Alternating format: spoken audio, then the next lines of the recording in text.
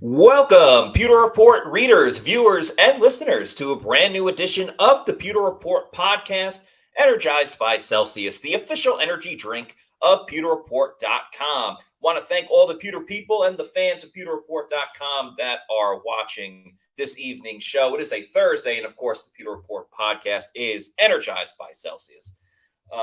We got a fun show in store for everybody tonight. We're going to talk about who is the Bucs' most exciting rookie. Doesn't necessarily have to be the top overall pick, just someone you're most excited to watch this season when they rock the red and pewter and the creamsicle as well. We're going to talk about that too. I'm your host, Matt Matera. Joined with me is my colleague from PewterReport.com, Adam Slavan. Adam's great to talk to you this evening. How are you doing on this Thursday night? I'm doing great, Matt. Happy to be on with you and discuss not only the Bucs rookies, but also that creamsicle video that came out that was really creative. Yeah, let's get right into that because we talked about it a little bit on yesterday's show, but we also had rookie outside linebacker Jose Ramirez on. So we more talked about for him what it was going to be like wearing that creamsicle jersey. And we obviously want to get into a lot with Jose about himself. So we kind of tabled the creamsicle discussion a little bit for this evening. But man, it was an awesome video that the Bucs put out on social media. Adam, what did you think of it? I really thought it was really awesome how they had that retro feel to it. You know, you had like the A Train, uh, like the nods to Rondé Barber, Yeah. Leroy Selman.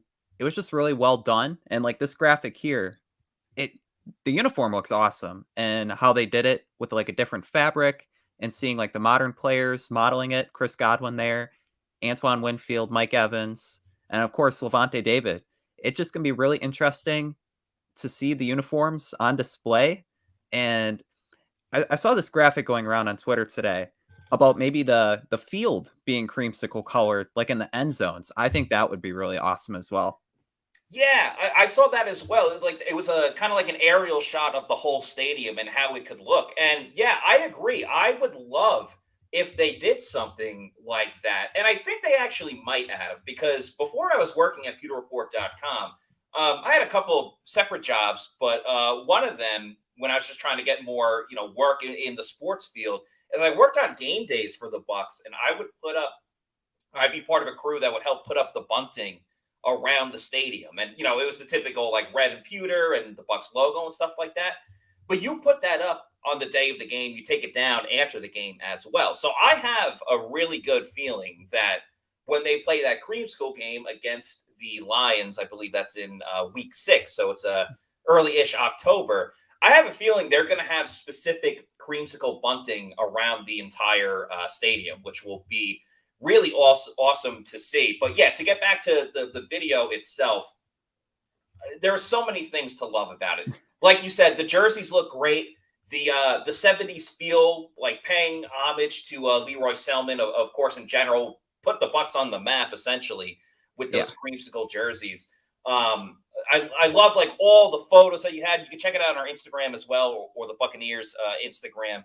Like you see here with Chris Godwin, Levante David, they had it for a ton of guys as well, though. Vita Vea, Baker Mayfield, Jamel Dean, you name it. They had all the Bucs players wearing it with like kind of like their own card as well, which I thought was really well done. It's got that 70s show vibe if you're a fan of that show. Shout out Ashton Kutcher and Mila Kunis, Oh yeah. which was super cool. And then, yeah, the video itself, having Mike Allstott as the bouncer, I thought was Yep. really cool, especially just like the type of player that he was. He's going to run you over. Like, of course, he would be the bouncer.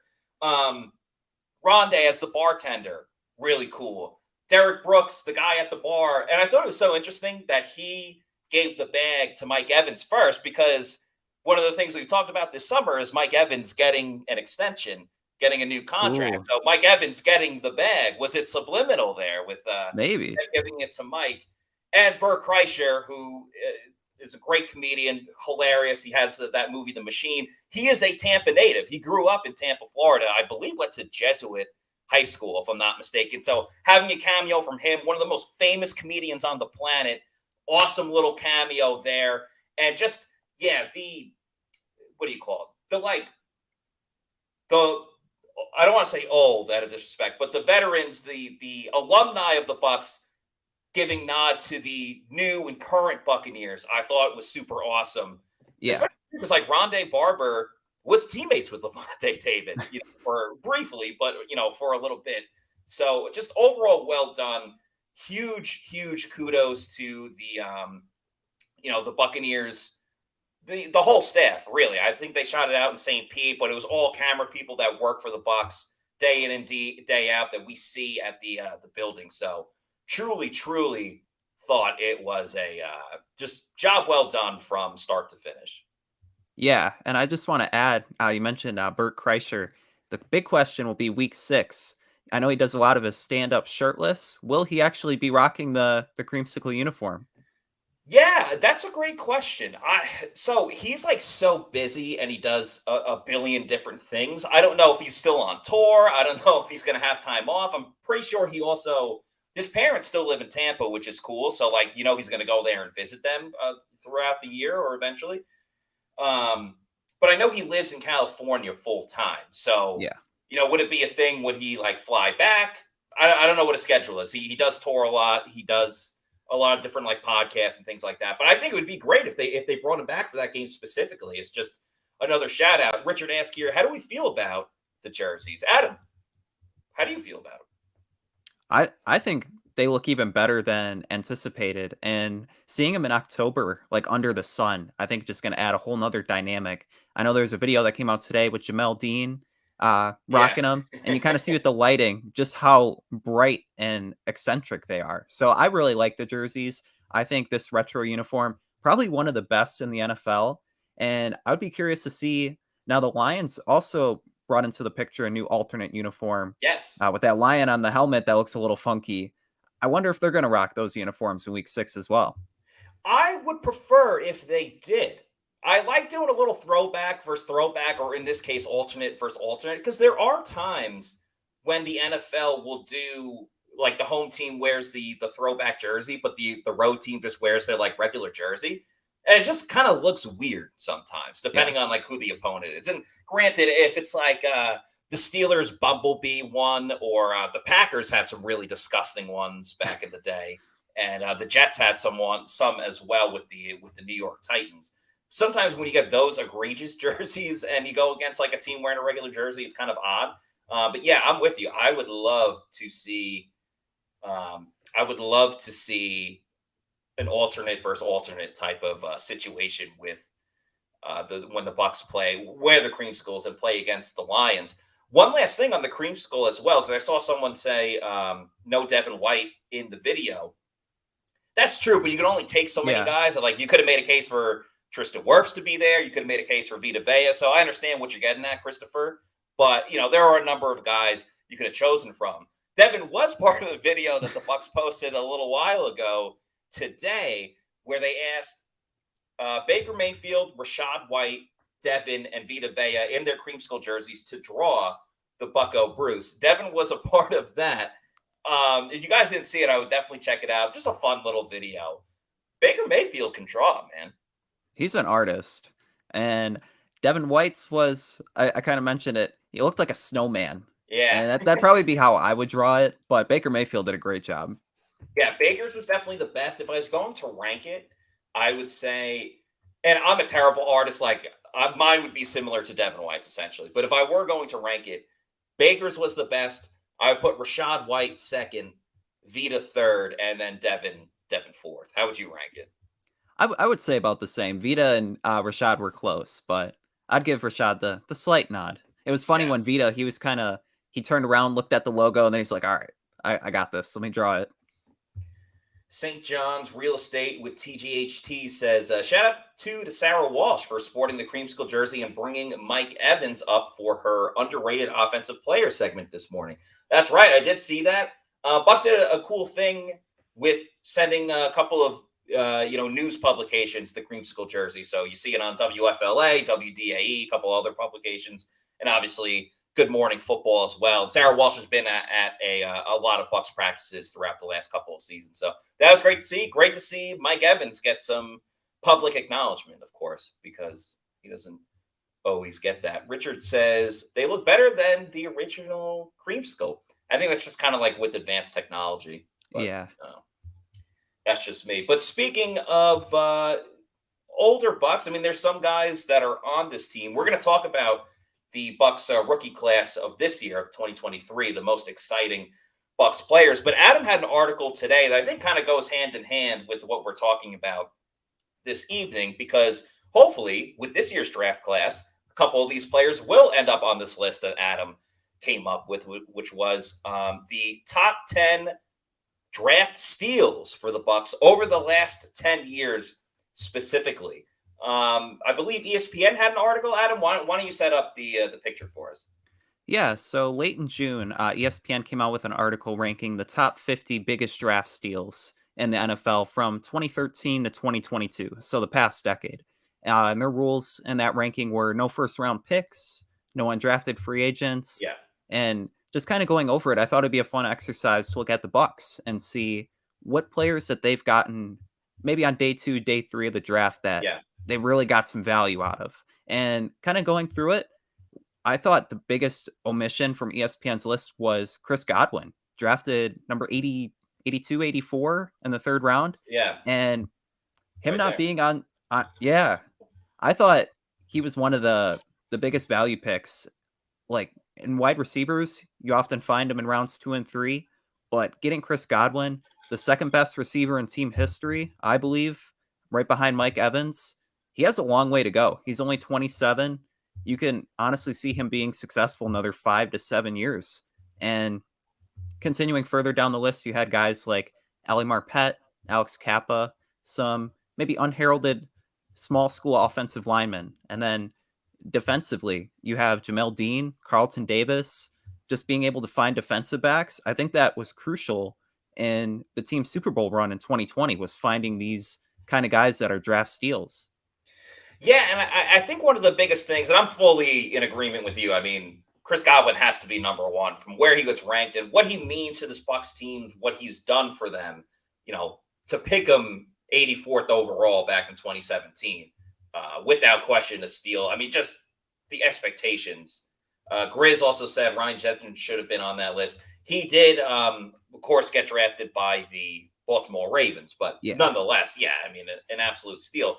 But I think what's most important, kind of what you talked about with the cornerbacks, whether it was Jamel Dean and Carlton Davis, you know, the Bucs love to flood that position or just flood a position in general where you get the same guys and they'll go 2 years in a row. Like Carlton was in 2018, Jamel Dean was in 2019.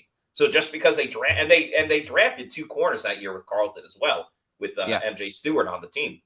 So the Bucs, it did not stop them from drafting another corner. And thank goodness they did, because now you got that duo with Carlton and Jamel Dean. And I think you also see it on this list at 3. You had Ali Marpet, who was picked in 2015.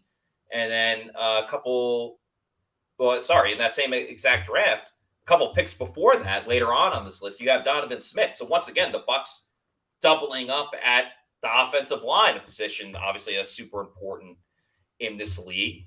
And maybe it'll happen again this year with the Bucs, where they went with Cody Mauch again in the 2nd round, and they just picked Luke Edeke the year before. So that to me was most interesting about it. Yeah, definitely. And on the just missed, like the cut list, you have Rashaad White and Cade Otton, who this year, if they get more expanded roles, they could sneak in the list and be maybe in the 7 to 9 range. You have Rashaad White as the number 1 back if he gets 1,000 yards. Cade Otton, can he emerge into a top 10, top 15 tight end?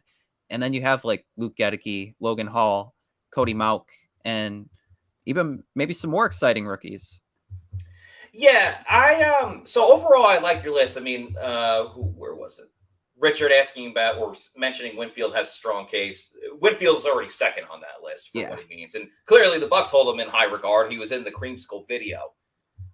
So overall, I mean, really good list. You have Will Golson at 7. Jordan Whitehead might be my favorite pick out of all of this, just because like where they got him at 117 back in 2018, and what he meant to this defense, being that hammer on the team. And obviously he got a big contract from the Jets after, but for as late as they got Jordan Whitehead, that might be my personal favorite. If I was going to nitpick this at all, it really only comes down to the just missed part, because I think it's more about the potential of these guys that is very exciting, and kind of like what we're going to talk about with this year's draft class. It's tough to call it a steal just yet when, like, Rashaad was the number 2 running back and he had 3 touchdowns on the season. And, Cade Otton couldn't crack it with being the full-time starter because he had Cam Brate in there. Now, I think that was more on the Bucs coaching staff than anything that Cade Otton did. I'm merely just nitpicking here, but would it be safe to say that those 2 guys that you wrote about was a little bit more for like what they can become on this team versus what they've already done? Yeah, definitely what they could be and like their potential, because their potential is like the sky's the limit for both of them. They both will have every opportunity this season to really seize their role, seize the day in Pirate terms. But both of them, I think, could really become impact starters.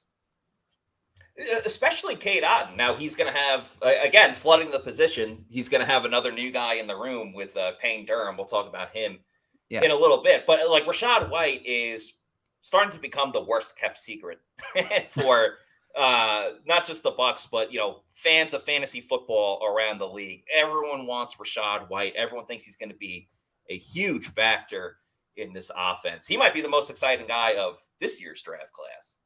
But yeah, I mean, the sky's the limit for Rashaad White. Now, quick sidebar. Right now, if you were doing a fantasy football team, what round would you maybe draft Rashaad White? I've been thinking about this, and I'm like, maybe second, third round? Is that too early? I'm trying to think, because the league I do, I'm in two leagues, but the league that I care about the most is with some of my closest friends. We've been doing it for like over 10 years now, but we do like a keeper style where we get 2 keepers and stuff like that.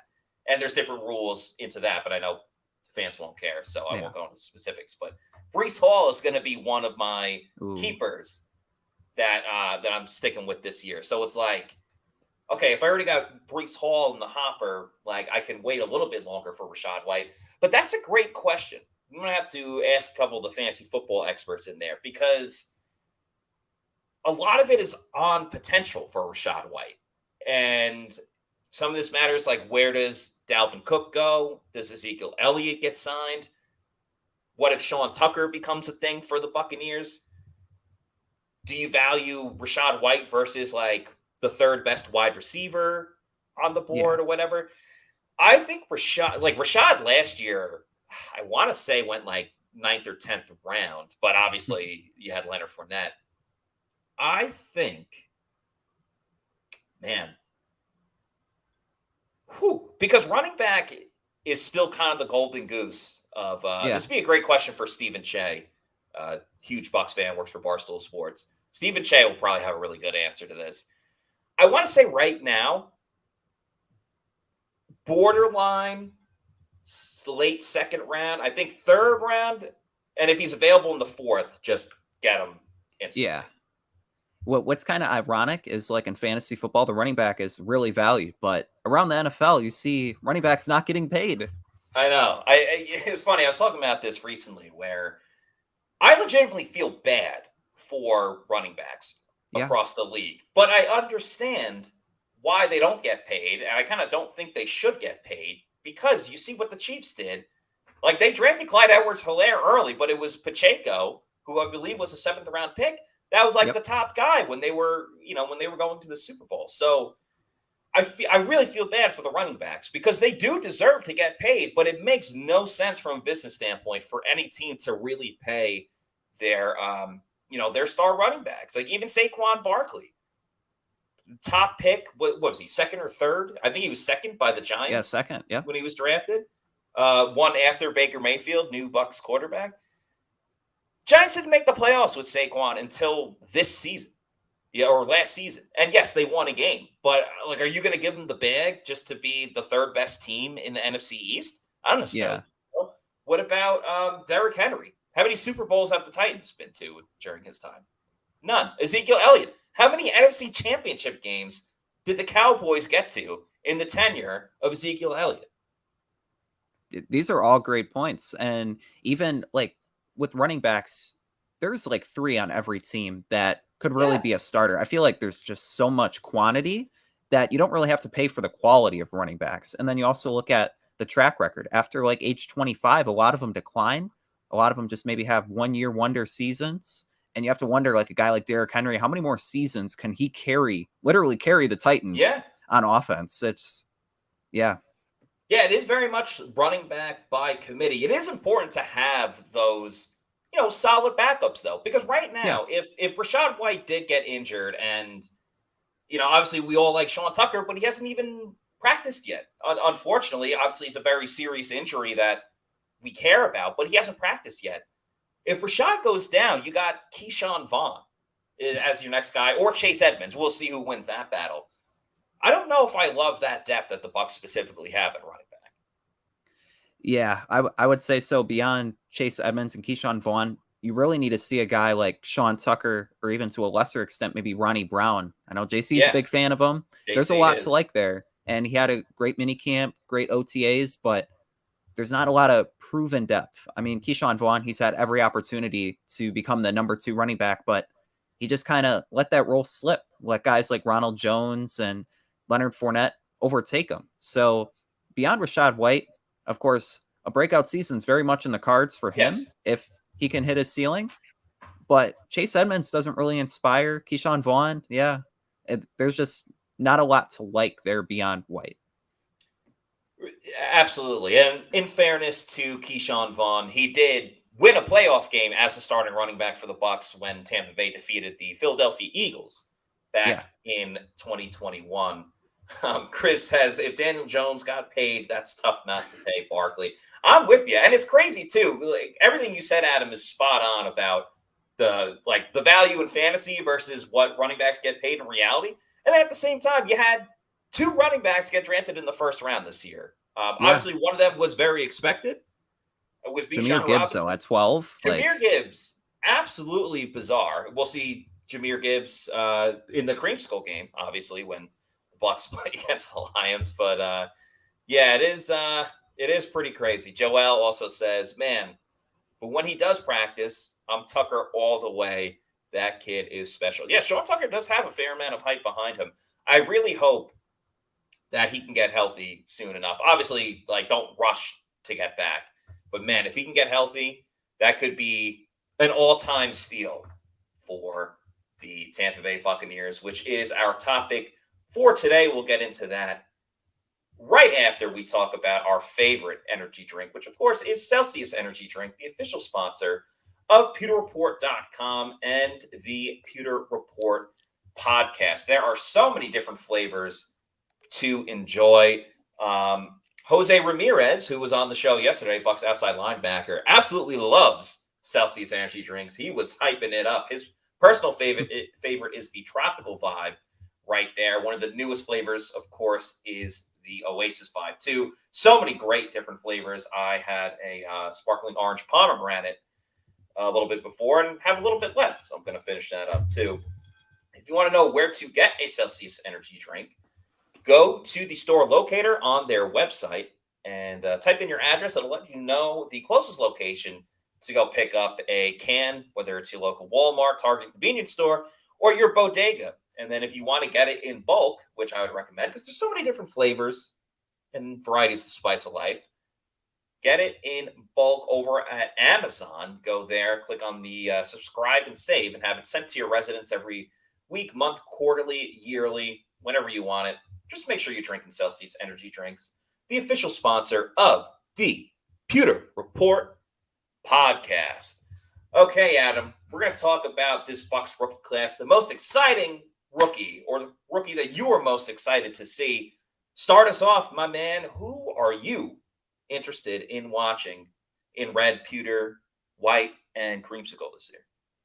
My first pick would be the team's first round pick, Calijah Kancey. I am most excited to see him this season. I think that he's going to be a disruptor along the defensive line. And to kind of go from what Pittsburgh's defensive line coach, Charlie Partridge, said interviewing with Pewter Report, he mentioned 3 words: technique, speed, and power. And I think all three of those are what Calijah Kancey is going to bring on the field this season. He gets to the backfield lightning quick on film. He has the burst and the balance. And I think it'll just be really exciting to see just how hard he hits the ground running, because the comparisons, Jason Light compared him to Warren Sapp, John Yeah, Randall, Hall of Famers. And Aaron then you Donald. have Aaron Donald. Yeah, he had 9 sacks as a rookie, Aaron Donald did. And it'll be interesting because a lot of defensive tackles, they don't put up the big sack numbers in year one. It often comes in the next couple of seasons. Logan Hall last year, even though he was the team's second round pick, he only had like 2.5 sacks. So if Calijah Kancey can take that next step and look as good as he did at Pittsburgh and the red and pewter and the creamsicle, he's the most exciting Buccaneer for me. Yeah, absolutely. And anytime you have a first overall pick, or first round pick, I should say, the Bucs definitely don't want to be drafting first overall. It's going to garner excitement anyway. And I think because the Bucs, while overall their defense was what kept them in games and won them games, one area where they struggled outside of turnovers, and I think we'd all agree turnovers was probably the biggest issue for the Bucs. They took a step back in generating pass rush with just the group up front, and I think also stopping the run a little bit. And I'm not sure as of right now what Kancey can do stopping the run, but his speed and quickness, I think, is going to help out in so many different ways. And I really like the attitude that he came in with. He said he wants to come in here and learn everybody's name. Didn't matter if it's the head coach or the janitor. I remember I asked him, like, what he wants to do around Tampa, and he's like, I don't know, I just want to play football. Essentially, is what he wants to do. So I like where his mindset is right now. I think with Kancey in the room, that's really going to push Logan Hall as well. So we might even get a very productive Logan Hall just based on the presence of Calijah Kancey. But when you get those comparisons that everybody mentioned, and the fact, too, that this is going to be a dicey pick for Jason Light, in the sense of a lot of people were very surprised when he made this pick. We thought they were going to go with another offensive lineman or a number of different directions. And then Kancey came on the scene, and everyone was a little confused at first. And then you go back and you watch the tape, because you cover so many people during the draft. And it's like, wow, okay, now we understand why Jason Light fell in love with Calijah Kancey. The speed, some of the different pass rushing moves, his ability. I mean, he destroyed at Pittsburgh. That's why he was one of the top players in the country for what he was able to do, winning, defensive player of the conference and everything like that. A ton of excitement to be around Calijah Kancey and maybe a future leader of this team. The person I'm going to pick, and I got to be honest, I did a 180 on this guy, because during the draft, I said that this was probably my least favorite pick. But hand up, seeing him in person, I have changed my tune. And I said it was a bit of a stretch at the time. Let's see if I can find a better picture of him before I put him up. We definitely have one. Yes. Man, I am picking might not be starting right away. But yesterday we talked about looking good, feeling good, playing good, and being the first player in Buccaneers history to rock number 0. Ooh. If he makes some big plays getting after quarterback, he's going to be fun to watch. I'm talking about Yaya Diaby out of Louisville, the Bucs' third-round pick. And I did feel it was a bit of a reach at the time, because remember, the Bucs didn't have a fourth-round pick when they were drafting Yaya Diaby. And there is a little bit of concern of, like, is it a one-year wonder with what he did in his final season at Louisville? But then he goes to practice, and I take one picture of him. I put it on Pewter Report's Instagram and Twitter and social media, and everyone lost their minds, being like, oh my God, he's built like a tank. He's gigantic. I am really excited with what Yaya can do to this outside linebacker room, in terms of, this is a big year for Joe Tryon-Shoyinka. Is he going to take that next step? What's up with Anthony Nelson? Was his ceiling last year? Is there more to his game?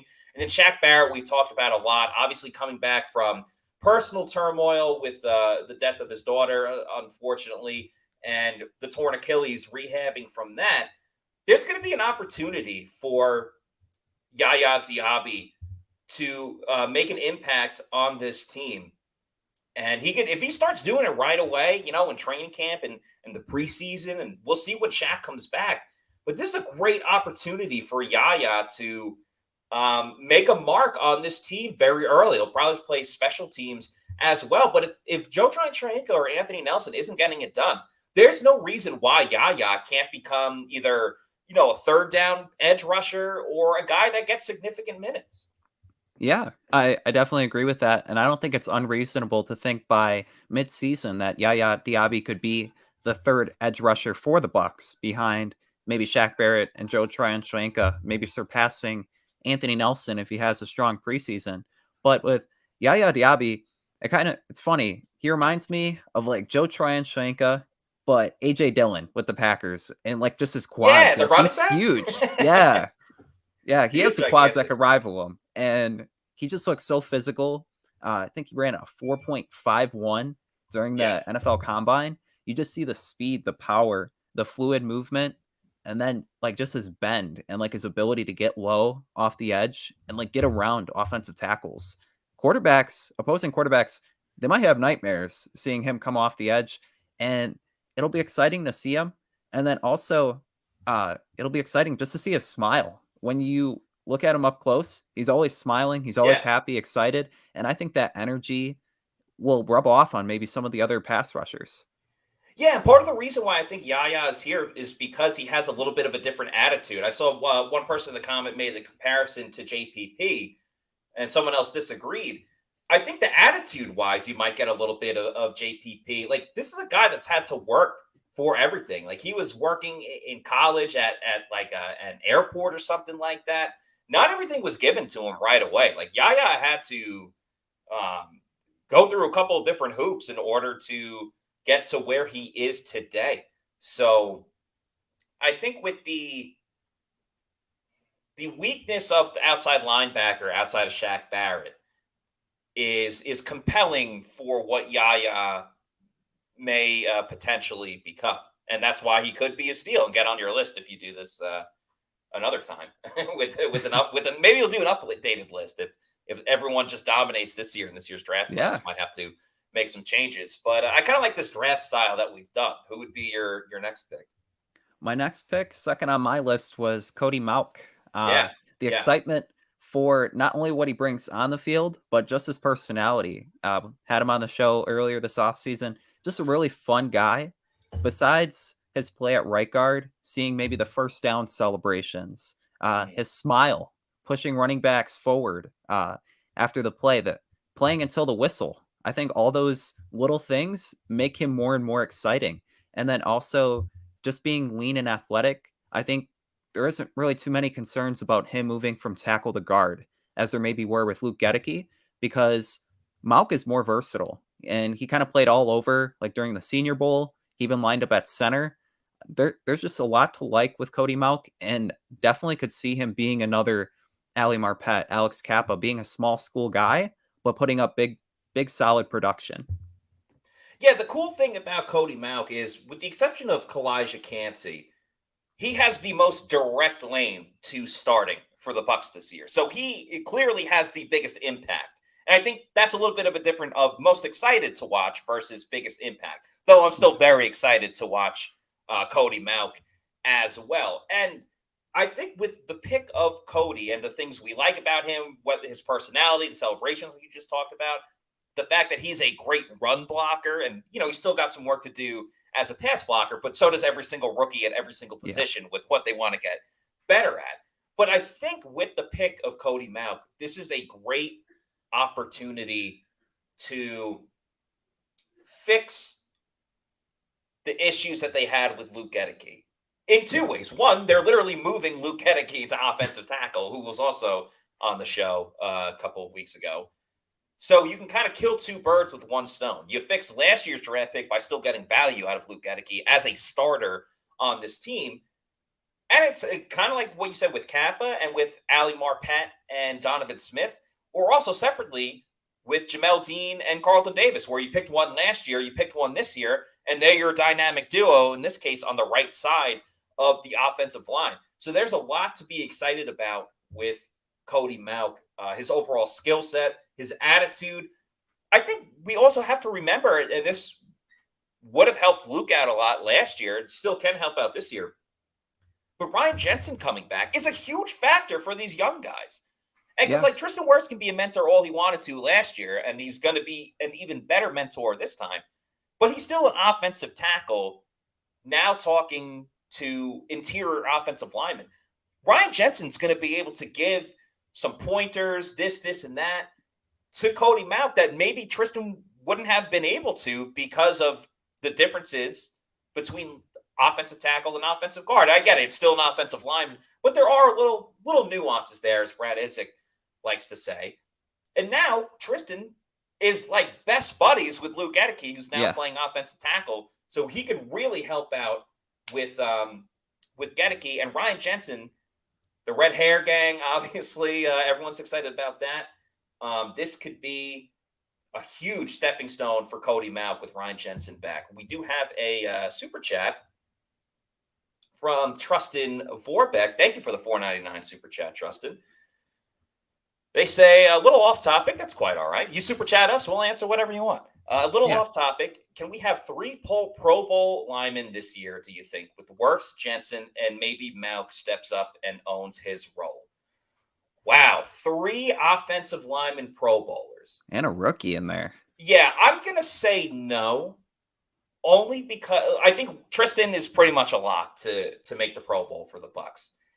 The only reason I'm going to say no, is the Pro Bowl at times is very much a popularity contest. And at times, especially with offensive line, where it's tougher you don't have the stats to be like, oh, well, he did this, that's why he should get in. The offensive line specifically is a position where a guy can be great and doesn't get into the Pro Bowl, but then next year he makes it, even if he didn't have as great of a season, but he makes it the next year because he finally gets that recognition. Perfect example is Ali Marpet. He was one of the best offensive linemen in Buccaneers history, and he was around the league in his prime. He didn't make the Pro Bowl. Literally, his last game of his career was the Pro Bowl that he went to in 2021. So that's kind of how I look at it. It'd be very tough for 3. I will say, though, compared to other offensive linemen, Cody Mauch probably has the best shot to make the Pro Bowl just based on the popularity. Like, he was a fan favorite at the Senior Bowl. I'm sure there's going to be a lot of eyes on him this season, lined up next to Ryan Jensen. And also mentioning Jensen here, I think there is a strong case the Bucs could have 2. 3 might be pushing it, but Jensen, if he bounces back, he might be a Pro Bowler too. Yeah, if Jensen, because Jensen obviously isn't going to win Comeback Player of the Year, because that's rightfully so going to go to Damar Hamlin. And by the way, that was at the ESPYs. So moving yesterday at the ESPYs when he was able to present the Pat Tillman Award to the Bills training staff. With Damar up there getting emotional, just to see him like upright and out and about is fantastic in itself. So shout out to Damar Hamlin. Hopefully he's able to play this season, and the Bucs do play against the Bills this year. So yeah, Hamlin's going to win Comeback Player of the Year, as soon as he steps on the understandably field. so. But yeah, Wirfs probably can get some credit too if he's able to bounce back from that knee injury. It's a big if for sure, but definitely could be in the mix if he has a good season, because he's already been a Pro Bowler for the Bucs. He has that recognition as one of the best offensive linemen and arguably the best center in the league. So I think 2, 3 might be pushing it, but good question, Tristan. Shaggy also wants to know. Oh, sorry, were you going to say something or just compliment? No, yeah. Cool. Shaggy said, how did Wirfs look on the left side? Yeah, so we were able to watch him during OTAs and mandatory minicamp and everything. Looked smooth. Looked like he had been playing there for a long time. Obviously, Tristan did reveal to all of us that he knew he was going to be playing left tackle when he had his exit interview with Todd Bowles the day after that they lost the playoff game. So he's been practicing. Looks like he's been playing there for a long time. What about you, Adam? You saw him as well. Yeah, he looks like a natural left tackle. I think just the athleticism and his ability will carry over from right tackle to left tackle. Obviously, you have the hand placement, like setting your feet. That's flipped, but I don't think there's a better option than Tristan Wirfs. If you had to move somebody from one tackle to the other, you would pick Tristan Wirfs. He's young enough, agile, and you kind of saw the footwork on display during OTAs, like one-on-one in drills. Yeah. I see it. He could definitely be an all-pro left tackle. Oh, without question. And just padding that, that Hall of Fame resume that he's Yeah. quickly making. Getting back to the topic about rookies you're most excited to see, I'm going to go with an undrafted player in this round. Ooh. I'm going to go with Rutgers safety Chris Izien, also Christian Izien. He's got the same build as Antoine Winfield Jr. The Bucs' entire room is undrafted free agents. Now, Ryan Neal has built his career and he's established by now, but there's a lot of guys, whether it's Chris Izien, whether it's Kayvon Merriweather, obviously Nolan Turner from last year, another safety named Whitehead, who's an undrafted free agent, Kedrick Whitehead, excuse me. That's all lobbying for a spot. So one of these guys has to make it. I was torn between Merriweather and Izien, but, he's from New Jersey. I'm from Long Island. So I'm going to go with the Rutgers guy with Chris Izien. But, yeah, I mean, same athleticism as Antoine Winfield Jr., same size, able to go up and get after the ball. Could play in the slot this year, too. They kind of cross-trained him at safety, at free safety, and also at the slot, so could be used in a number of different ways. I'm very excited for what Chris Izien can do this season, just with his overall athleticism. I think that's something that Todd Bowles really looks for in a defensive player, especially at safety, and I like what he can bring to the Bucs. Yeah, and you talked earlier about like a path to playing time, and like mentioning Cody Mauch being the right guard. Yeah, Izien, he could be the nickel, and he could could get a lot of first team reps. And like obviously, you have the parallel to Antoine Winfield Jr. with his size. Another safety who is on the smaller side, Budda Baker, are two guys that Izien himself has modeled his game after. yeah. And he had the college production. Obviously, his size was a big deterrent to him being undrafted.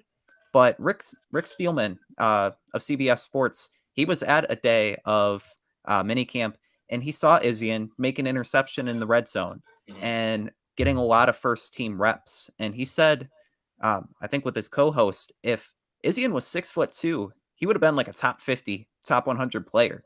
And I think that speaks to his ability and him being able to overcome his size. He could be an exciting rookie to watch. No question about it. All right, Adam, who do you want next? Ooh, I know we were talking about Sean Tucker earlier, so that's going to be my third pick. I want to talk about him a little bit more because I think there's a lot to say here. Now, earlier this week, Pewter Report had on Tyler Dunn, and he went to Syracuse. Awesome. He did. Yeah, he was. And he kind of mentioned him and being a reason to watch Syracuse football games. And he mentioned in particular that he's a stud. And you heard Rashaad White earlier this offseason mention that baby Nick Chubb light, like 5'9", 207 pounds. He looks like an aggressive runner that Dave Canales could use in a system, running in like a zone offense scheme. The power, the ability, the elusiveness, it's all there. And definitely could see him maybe even getting over 100 carries. Now, the Buccaneers last season had 318 carries split between Leonard Fournette and Rashaad White. With Rashaad White being elevated, Leonard Fournette gone, those carries have to go somewhere. You can't have a running back, unless you're Nick Chubb, run 300 times on the ground. Yeah. But with Sean Tucker maybe coming along mid-season like Rashaad White did, he had the big Seattle game, Sean Tucker could easily see 100 carries and have a big role in the offense. I really enjoyed watching his highlight tape when we got to the undrafted free agent route. If he can get healthy, and that's a big if, but if he can get healthy and play enough in training camp and get down the offense and everything, and he's probably taking a lot of mental reps right now, which is really cool. I can see him being RB2 on this team. I really can. And, it's nothing against Keyshawn Vaughn or Chase Edmonds, but, Edmonds getting up there in age, and I say that in quotations because he's a running back. I'm talking about NFL age, not real life age. And Keyshawn Vaughn, I just see him as a third, fourth string running back for the rest of his career. I can really see it with Sean Tucker, man. I'm not trying to blow smoke. I'm just saying I can really see it with Sean Tucker. And that would obviously be huge for just giving Rashaad White a break. We've talked a lot about Rashaad White. This next guy, I'm torn between two guys. So I'll make a pick. You can make another pick. I'll make one more, and you can make another as well. Or I guess if I make two and you make one, that would be the even amount because you started. I'm torn between two guys, but I've gone all defense so far, so I feel like I got to go offense on this one. I'm going to pick wide receiver Trey Palmer out of Nebraska. He was a 6th-round pick, 191 overall, the second of the 3 round 6 picks that the Bucs had. We had Brad Izien, the wide receivers coach, on last week. Great interview. I'd highly recommend it to everyone if you didn't check it out. And just talking to him, learning a little bit more about Trey Palmer. He said that Trey Palmer lights up the room. Like, everyone thinks he's hilarious, but then he also told a completely other side of him where he was awesome in practice, but he had one drop at the end and was so beside himself that he stayed out on the jugs machine after practice. He's got that 4.3 speed. And Brad Izien saying that, listen, he's not just a guy that goes down the field. We use him in motion. We use him on mesh routes. We use him in so many different ways. We're emphasizing the footwork with all the players, but him specifically as well.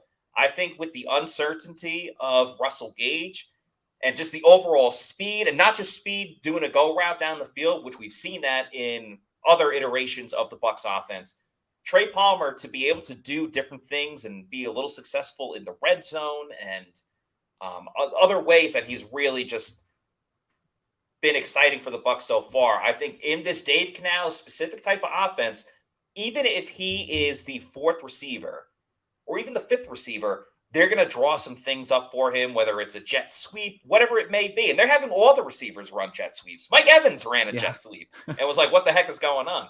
But Dave Canales is going to use his speed in the right way. Yes, he'll go deep, but he'll also go sideways. He'll go backwards for a screen pass. He'll go, slant over the middle.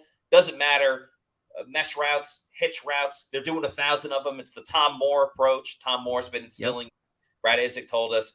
I think Trey Palmer he's exciting because of his speed, but again, another potential big impact player for the Bucs, where he's obviously not going to start over Mike and Chris, but that doesn't mean he can't help out the offense.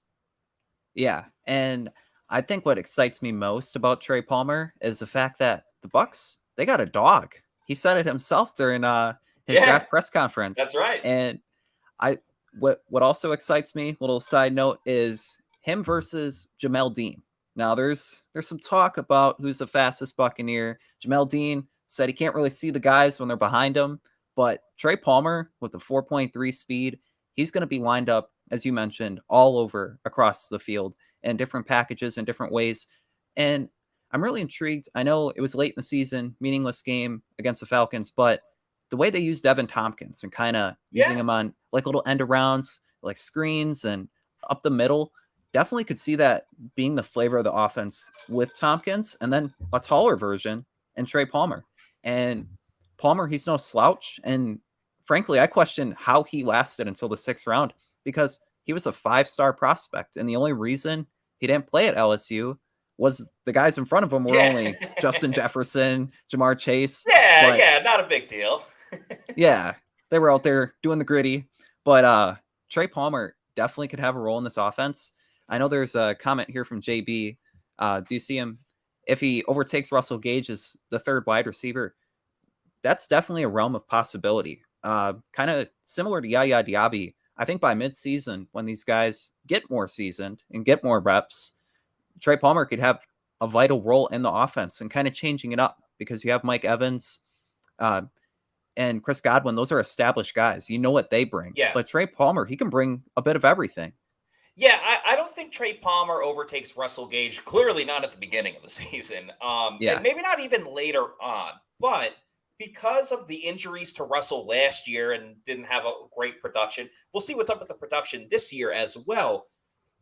But I think he can be a future, number 2 potentially if down the road when, whatever happens with Mike and Chris, because free agency wise, once Russell Gage is up after next season, the Bucs may be hesitant to bring in someone and sign them to a multi-year deal because of how they kind of got burned with Russell Gage a little bit. And the value of having Mike Evans and Chris Godwin, because you got the size with those guys, especially with Mike.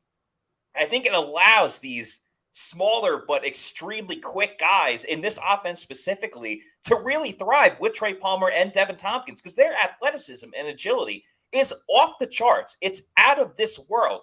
But with what Dave Canales runs, the teams will still have to respect Mike and Chris, and it's going to open up so many more other little things for Trey and for Devin that may not have worked in the other offense, but in this Dave Canales offense, it will get them open. It'll get them the yards after the catch. If it was shout out Blink 182, I saw them on Monday. If it was all the small things, it was all very small receivers, I don't think it could work. It'd be like, Space Jam, the Monstars before they got their powers. But then you get the powers with Mike and Chris, you can still excel with Trey Palmer and Devin Tompkins. So I think that would be super cool. Adam, who's the last guy on your list in terms of this overall draft?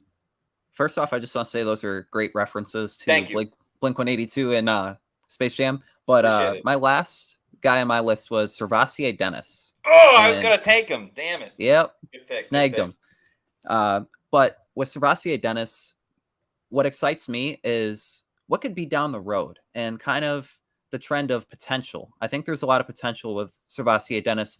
He had great college production at Pittsburgh, very similar to Calijah Kancey, and he had 15 sacks in his college career, which for an inside linebacker, that's quite a few. Yeah. And then also he had 176 tackles over the last 2 seasons. And so I think immediately you saw his one-handed grab earlier this offseason. I think it was in OTAs, but just the ability to be a blitzer and have a role in the pass rush for a unit kind of looking for some guys to step up.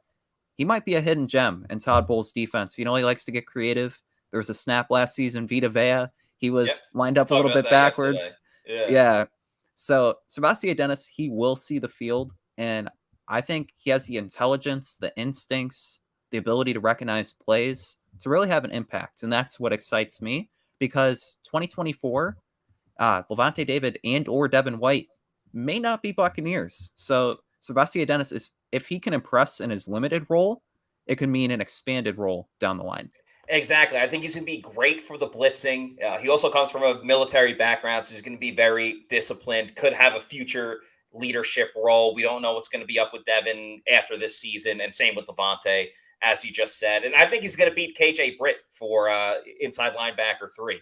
So I think that's really important. His preseason will be very interesting to watch. Yeah, I think he's a future starter at inside linebacker. I really want to take him. I was torn between Trey and SirVocea Dennis, but I think Trey's going to have more of an immediate impact, which is why I took him over SirVocea. But I really, really like SirVocea Dennis. He might be my favorite pick of this Bucs draft. You can also make a lot of other picks over at MyBookie.ag. We've all been there before. A weekend trip to the casino canceled because real life came calling. Well, MyBookie's new and improved online casino is here to change the game. The MyBookie Casino provides a Las Vegas experience when the action's in your hands. The best part is, you don't even need to wear pants, though I'd still recommend it. Your adventure at the MyBookie Casino begins today with a generous sign-up bonus using promo code Pewter, that's PEWTER, to secure yourself a sweet deposit bonus. The more you play, the more you win. So play anytime, anywhere with the MyBookie Casino. They got also a host of exclusive VIP perks. If you sign up with the promo code Pewter, you can also get up to $1,000 with your first deposit bonus. Even if you learn from Plant City Math, you know that is a heck of a deal. So MyBookie.ag, use that promo code Pewter, PEWTER. Okay, my last pick. There's a couple of good guys to choose from. I think Josh Hayes can kind of compete for the for that slot role as well. Jose Ramirez was awesome on the show yesterday, can also have an impact as a special teams player. Excuse me. But if we're talking about immediate impact, it's got to be Payne Durham. I think he's going to come in and almost automatically be tight end 2. With all due respect to Cole Keith, he's more of a blocking tight end. Shout out to Gronk when he said that back in the day when he joined the Bucs. If Cole Keith is strictly going to be mainly a blocker and K-Dog can do a little bit of everything, I think Payne Durham can do both as well. I think better as a receiver at this point. I think he's going to be huge in the red zone for this team and kind of pick up where they had some issues last year. So Payne Durham is my last pick in most exciting to watch because they need that big tight end presence down in the red zone. They're going to go to Mike Evans a lot at wide receiver. They're going to run the ball a lot more. But that's a staple to any offense is that big tight end in the red zone. I think Payne Durham can really provide that along with Cade On. I think it's going to be a dual attack at tight end. But if we're talking rookies, Payne's going to bring the pain. And I think he's definitely going to fit his role perfectly in being that number 2 tight end and being that red zone threat that the Bucs didn't really have last season when they got down there. And I don't think it's out of the realm that he could have 5 touchdowns and kind of fill that role as a tight end number 2. 6'6", 253 pounds. You saw at Purdue making the tough contested catches. He does that with relative ease too, by the way. Senior Bowl too. Remember that Senior Bowl play when the helmet came off? Yeah, he had a couple of those red zone plays at the Senior Bowl, and I think that's what he's going to bring, which is exciting because he would have been my pick here too. But just being able to step on the field in such a young tight end room, the youngest in the league. Yeah, in the league. Yeah. And the way the Seahawks used their tight ends last season, they had 3 of them get at least 25 receptions. I think that's the floor for Payne Durham and a big reason why Bucs fans should be excited to see what he has to offer. Also, a friend of the program was on the podcast as well. So, we've had a lot of great guests this whole week. Jose Ramirez yesterday as well. Been a fun week of shows. We're going to be back at it on Monday with another slate of Pewter Report podcast episodes. In the meantime, please, if you're not already doing so, follow us on our social media on Twitter, Facebook, Instagram, and Threads. We are on Threads. Make sure you follow us at Pewter Report, and our YouTube channel is Pewter Report TV. We got, obviously, the podcast 4 times a week, a ton of different clips, whether it's reacting to something, whether it's shorter podcast clips. If you don't want to watch the whole show and you just want to watch a brief segment that we talked about during the season, we'll have a ton of press conference stuff. We'll have things from practice as well when that part is open to the media. So please like and subscribe to our YouTube channel. We'd really appreciate that. And that's going to do it for us this weekend or this week. I hope everyone has a great weekend. So for Adam, I'm Matt saying thanks everybody for watching. Enjoy yourselves this weekend, whatever it is you are doing. Have a lot of fun, and we'll see you next week for another edition of the Pewter Report podcast. Shout out Take Back Sunday. They were awesome last Friday. Blink-182 was awesome on Monday as well. So, out. Creamsicles, looking good. But we like the red and pewter as well. It's our website, pewterreport.com.